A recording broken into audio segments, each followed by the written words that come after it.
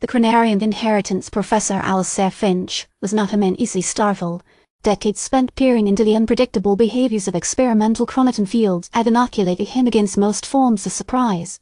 Yet, the telegram he's just read had the unsettling effect of emptying his stomach and causing his spectacles to momentarily fog over. Inheritance Chronari emergent. The sender was a name he hadn't seen in 50 years. His estranged elder brother, Edward. Edward, the prodigal son who's vanished from their father's life, and Alistair's, after a disastrous demonstration of a theoretical temporal displacement device back in 28. Alistair reread the telegram, a stark black lettering seeming to mock him. His father, renowned physicist Dr. Thaddeus Finch, had passed away, and Edward, apparently, had left something for Alistair, the Chronarium. The Chronarium, a legend whispered amongst the elder generation of physicists, a supposed repository of their father's most guarded secrets regarding time manipulation. Rumours placed it somewhere within their family estate, Blackwood Manor, a sprawling Gothic pile overlooking the bleak Yorkshire moors. With a sigh, Alistair packed a small bag, meticulously placing his chronoton readings equipment. He knew deep down that this was more than just an inheritance. It was a Pandora's box waiting to be opened. Blackwood Manor was as imposing as Alistair remembered. Gargoyles leered from the eaves, and the wind howled through the ancient oaks, creating an unsettling symphony of dread. The housekeeper, a dour woman named Mrs. Grimshaw, greeted him with a curt nod and led him to a sparsely furnished study. "Your brother left instructions," she said, her voice as brittle as autumn leaves. "The Chronarium is concealed within the orrery. You'll need the key." The orrery, a magnificent mechanical model of the solar system, dominated one corner of the room. Its intricate gears and polished brass planets spun silently, a mesmerizing display of celestial mechanics. After a frustrating hour of searching, Alistair located the key, cleverly disguised as a miniature planet, hidden within the rings of Saturn. Inside the orrery, a hidden compartment revealed a series of leather-bound journals, a complex schematic for a device labeled Temporal Anchor, and a single, cryptic note to time as a river. "Alistair, do not damn it." The journals detailed their father's relentless pursuit of temporal mechanics, outlining breakthroughs and near-catastrophic failures. They revealed the Temporal Anchor was a time machine, but a device designed to stabilize localized temporal distortions. A method, their father suspected, to observe the past, not interact with it. As Alistair delved deeper, a sense of unease settled upon him. The journals abruptly ended in 1936, replaced by frantic, almost hysterical scribbles. "The anomalies are spreading. They're watching. I must conceal the Chronarium." Suddenly the room flickered. A distortion rippled through the air, accompanied by a faint, ethereal hum. Alistair instinctively grabbed his chronoton reader. The needle spun wildly, indicating a massive temporal flux. A figure materialized in the center of the room, a man in a pristine, if dated, laboratory coat, his face pale and drawn. "Edward," Alistair breathed, scarcely believing his eyes. The man blinked, his gaze shifting wildly. It's happening faster now," he muttered, his voice hollow. They're coming through." "Who's coming?"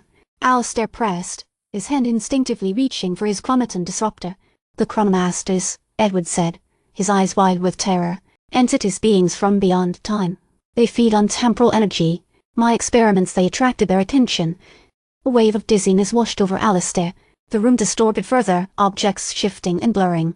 He saw glimpses of impossible landscapes, swirling vortexes of colored cities built on clouds, creatures defying description.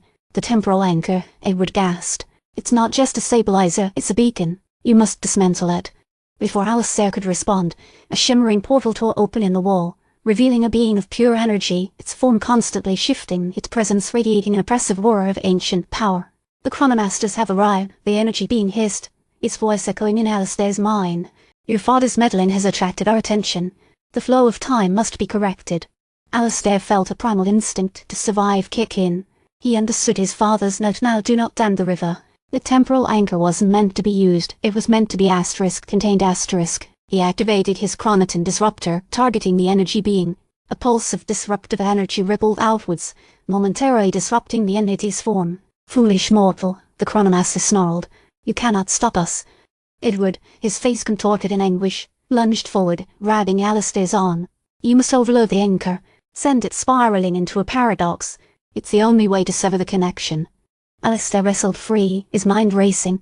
Overloading the anchor was a catastrophic risk. It could erase him, the manor, perhaps even a portion of the timeline. But it was also his only chance.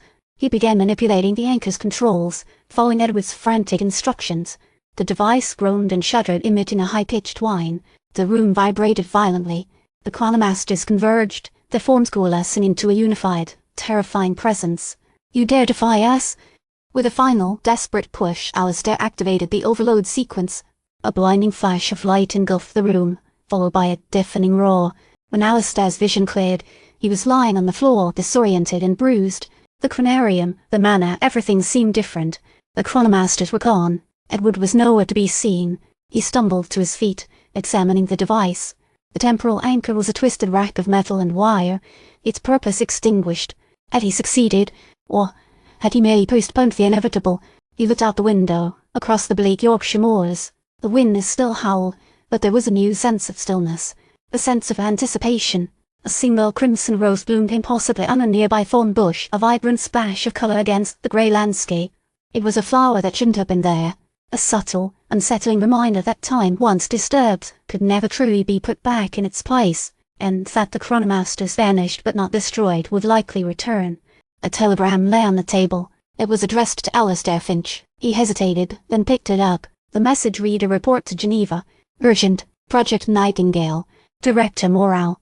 The crimson rose trembled in the wind.